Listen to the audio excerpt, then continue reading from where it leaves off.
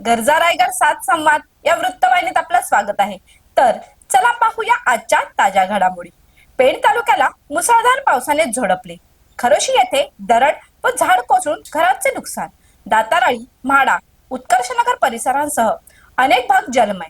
मागील 2 दिवसापासून सुरू असलेल्या मुसळधार पावसाने शनिवारी व रविवारी पेण तालुक्याला अक्षरशः झोडपून काढले। या पावसामुळे खरोशी येथे दरड व झाड कोसळून काही घरांचे नुकसान झाले। तसेच बाळगंगा नदीने रौद्ररूप धारण केल्याने अनेक ठिकाणी पाणी साचले असून नागरिकांचे जनजीवन विस्कळीत झाले आहे। शहरातील दाताराळी, म्हाडा परिसर, उत्कर्षनगर परिसर तसेच इतर सखल भागांमध्ये मोठ्या प्रमाणावर पावसाचे पाणी साचल्याने नागरिकांना मोठा मनस्ताप सहन करावा लागला। अनेक ठिकाणी रस्ते जलमय झाल्याने वाहतुकीवरही परिणाम झाला। दरम्यान अंतोरे गावातही पावसाचे पाणी शिरल्याने भीतीचे वातावरण निर्माण झाले। रायगड जिल्ह्यासह पेण तालुक्यात सुरू असलेल्या संततधार पावसामुळे जनजीवन पूर्णपणे विस्कळीत झाले असून नदी नाले दुथडी भरून वाहत आहेत। काही नद्यांनी धोक्याची पातळी ओलांडली आहे।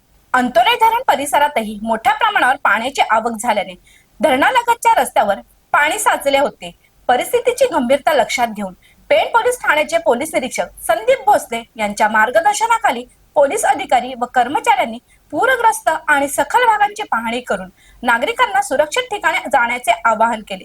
तसेच वाहतूक सुरळीत ठेवण्यासाठी आणि कोणतीही अनुचित घटना घडू नये यासाठी पोलिसांनी विविध ठिकाणी बंदोबस्त ठेवून सतत गस्त सुरू ठेवली। हवामान विभागाने पुढील 2 दिवसही मुसळधार पावसाचा इशारा दिल्याने नागरिकांनी अत्यावश्यक कामाशिवाय घराबाहेर पडू नये, विशेषतः रात्रीच्या वेळी अधिक सतर्कता बाळगावी असे आवाहन प्रांत अधिकारी प्रवीण पवार आणि तानाजी शेजाळ यांनी केले आहे। तर अशाच अनेक ताज्या घडामोडी पाहण्यासाठी गरजा रायगड 7 संवाद या वृत्तवाहिनीला सबस्क्राईब करून बेल आयकॉनवरती क्लिक करा। धन्यवाद।